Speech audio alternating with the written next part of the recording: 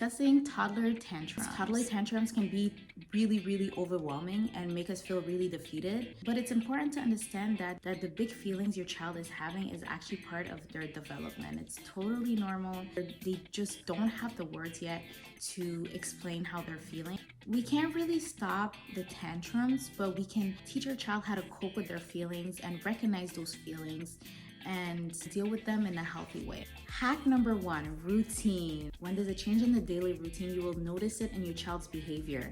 For example, if there was a change in the routine at home with my daughter, she would have a lot more tantrums that day, and it would be very hard to go through the daily transitions with her. To let them know what is to come throughout the day, what's going to happen in the short term, so that they're not overwhelmed when it does happen and they're not surprised. It's also important to use short and simple sentences where they're able to understand and they're in the know. For example, I would let my daughter know that after breakfast, we're going to get ready to go to daycare, get dressed, and get out the door. As soon as she's done eating, she's not running to go play with her toys, and she knows that she has to get in her room and get dressed. Okay, so my hack number 2 is snacks. This probably sounds really random, but I noticed that a lot of the times the tantrums that my daughter would have, especially after daycare, would be related to hunger. This is why this hack is super useful. She would hug me and be super happy to see me 1 second, and then as soon as we would get in the car, she would have like this huge meltdown and like start crying and whining. To avoid the tantrums, I just decided to bring snacks with me to kind of keep her busy in the car. She was happy, she was telling me about her day. This kind of became part of our routine. I would just bring her water and any type of snack that wouldn't get her too full for supper. She loved it and she stopped having these huge tantrums in the car. This next hack is a game changer when it comes to connecting with your child. When your child is having a tantrum, it's really important to get to their eye level. That way they don't feel too intimidated by looking up at you. So this trick really helped with the response I would get from my daughter.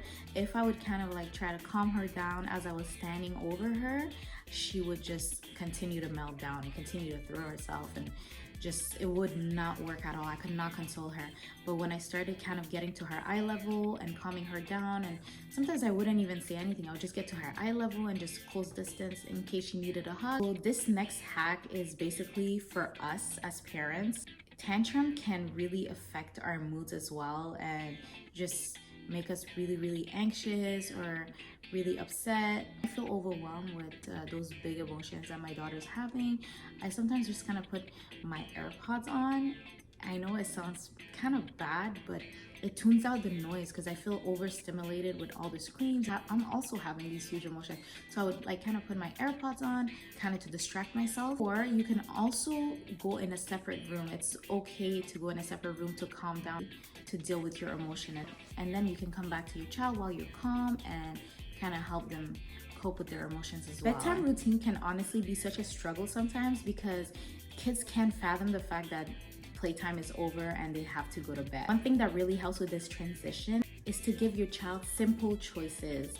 For example, I would ask my daughter, do you want to read the Caillou book tonight, or like me to read you the Frozen book? Or do you want to sleep with your unicorn, or do you want to sleep with your dinosaur tonight? Them choices gives them a little bit of independence that they're craving and helps them feel in control of the situation. So the last hack is quality time. This is especially important if you welcome the new baby to the family and your toddler is kind of having a hard time dealing with that. Since my daughter is no longer the baby of the family and she does have a little brother now, I do try my best to have quality time with her, whether it's taking her for ice cream or even playing in her room before bedtime, just me and her alone. That kind of gives her like that attention that she wants. And I did realize that it does help with her mood. It makes her feel a lot happier, especially because we're so busy throughout the day trying to run the house, trying to make sure that everything runs as smoothly as possible. We sometimes don't have the time to engage with our child as much as we would want. So this special bonding time could make a huge difference in the amount of tantrums that your child is having. I really hope that this video helps you with your toddler. Please do not forget to subscribe to the channel, like the video, and share with someone who needs it. Thank you.